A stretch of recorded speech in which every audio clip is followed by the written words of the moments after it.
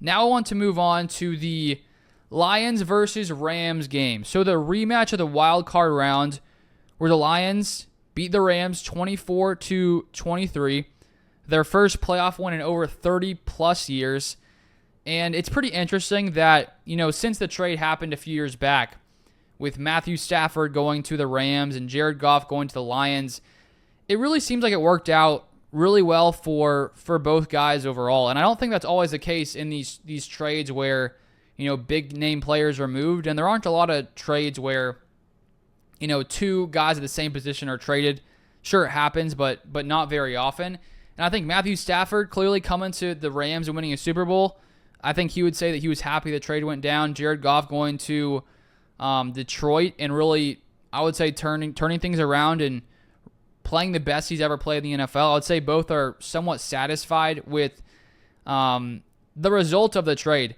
And now moving into Sunday night's game, I found this interesting tweet with some stats here on Twitter at rclemente2121. It says here, it shows the records for Stafford on Sunday night and Jared Goff on Sunday night. Stafford with the Rams, 1-2 on Sunday night with the Rams, 1-6 with the Lions, 2-8 in his career.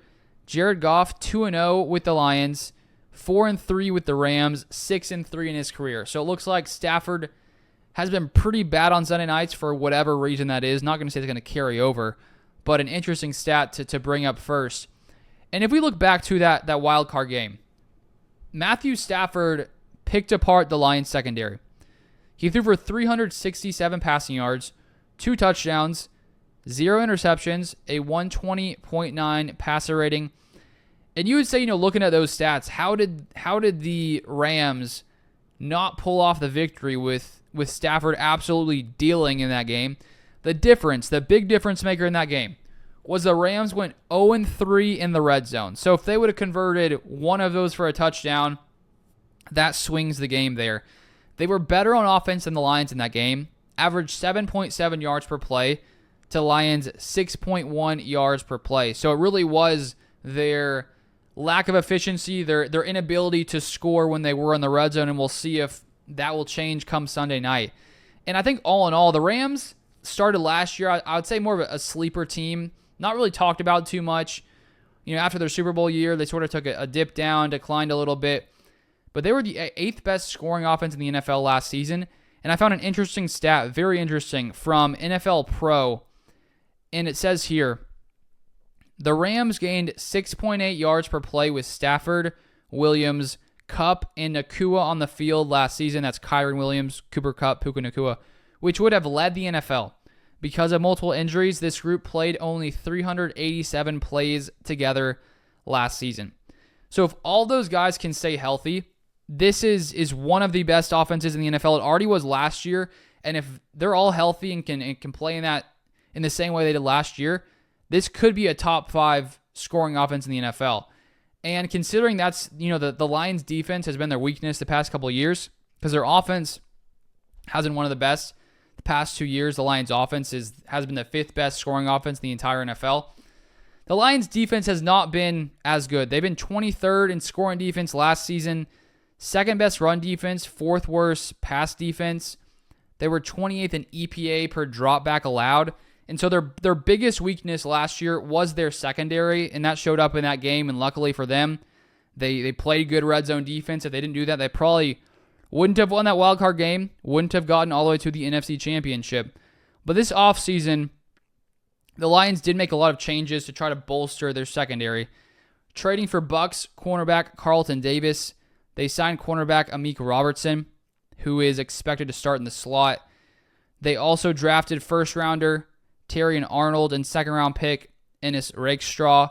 So they really bolstered that unit where they knew, we're terrible here. We need to make some changes to really take this team to the next level.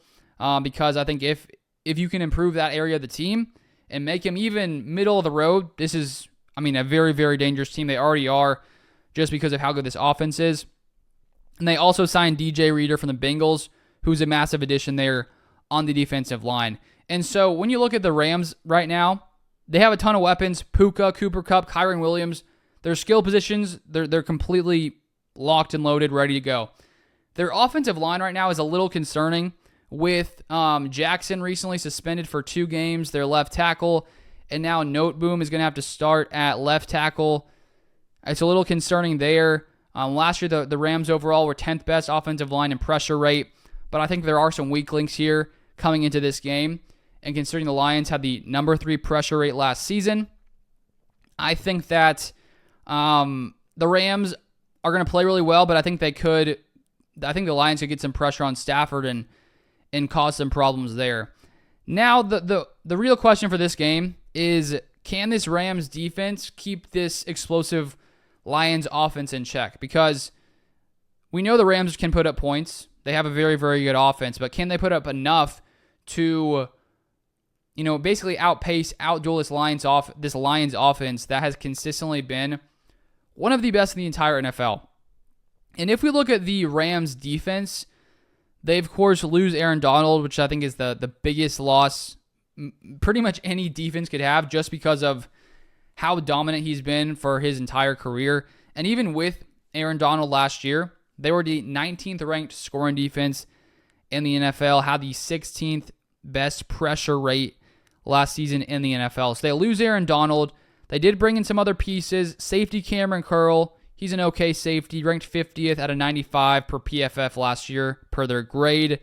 They did use a lot of draft capital on the defensive line, drafting first-rounder defensive end Jared Verse and second-rounder defensive tackle Braden Fisk. So they do have some nice young talent there, but who knows how long it'll take until they're ready to go and in top-tier form. And so they also added 2 new corners in Tre'Davious White and Darius Williams. So there's a lot of new pieces here on this defense, and how long is it going to take for them to gel and get used to each other and play at a top-tier level? I don't think this is a top-tier defense. I think they're going to be middle of the road to a bottom 10 defense in the NFL. And just because of how much firepower Detroit has, I just don't think the Rams are going to be able to keep up with it, and I think that the Lions are going to outscore the Rams in this game. So my score prediction for this game is going to be Lions 30, Rams 24. I think that Stafford will keep it close in this one, but I think the Lions offense is too good to lose this game.